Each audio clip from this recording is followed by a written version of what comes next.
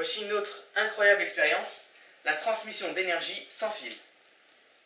On a trouvé un moyen pour envoyer de l'énergie d'un point à un autre sans qu'il y ait aucun contact. On va d'abord montrer pas mal de tests, après on expliquera très précisément comment ça fonctionne. On allume le système, on est sous 12 volts, 2 ampères et demi.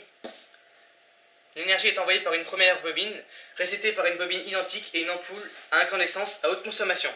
Et on voit qu'à 10 cm, on peut déjà l'allumer. Regardez, aucun contact, transmission d'énergie et l'ampoule s'allume. Plus on se rapproche, plus l'ampoule s'allume et elle peut encore rougir à plus de 20 cm. Avec une LED rouge, elle consomme moins, donc elle peut s'allumer encore plus loin.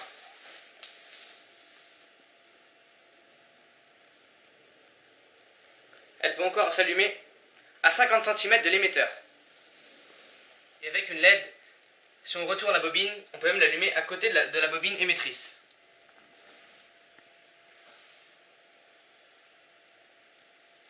On n'est pas obligé de prendre un diamètre aussi large. Une bobine de 5 cm bien dense peut servir pour allumer des LED. Puis bien sûr, ça marche avec n'importe quelle couleur de LED. Et partout à l'intérieur du grand cercle. Pareil, si on les retourne, elles peuvent s'allumer à l'extérieur. Puis bien sûr, on peut choisir de les éteindre ou de les allumer.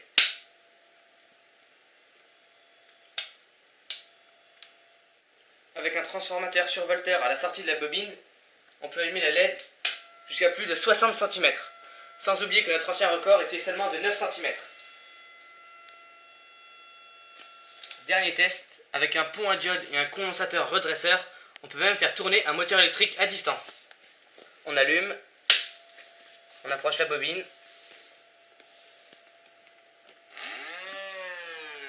On peut le faire tourner jusqu'à 10 voire 15 cm. Et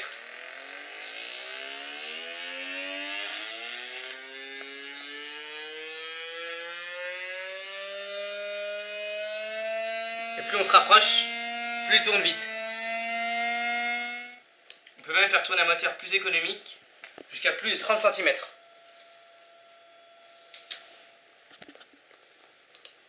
On a beaucoup d'avance. Voilà comment vous rechargerez votre portable dans quelques années. La tension est variable en fonction de l'intensité utilisée. Regardez, avec cette ampoule à LED de 230 volts, elle s'allume sans problème jusqu'à plus de 20 cm.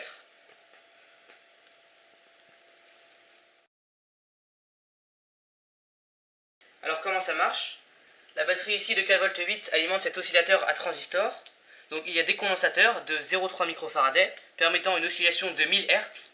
Ça arrive dans ce premier transistor qui amplifie le signal, une seconde fois avec le 12 volts et une dernière fois avec un transistor de puissance très puissant qui va arriver dans cette bobine là, une tension alternative de 1000 Hz. On allume, puis bien sûr avec une autre bobine d'un diamètre égal, on peut faire allumer une ampoule.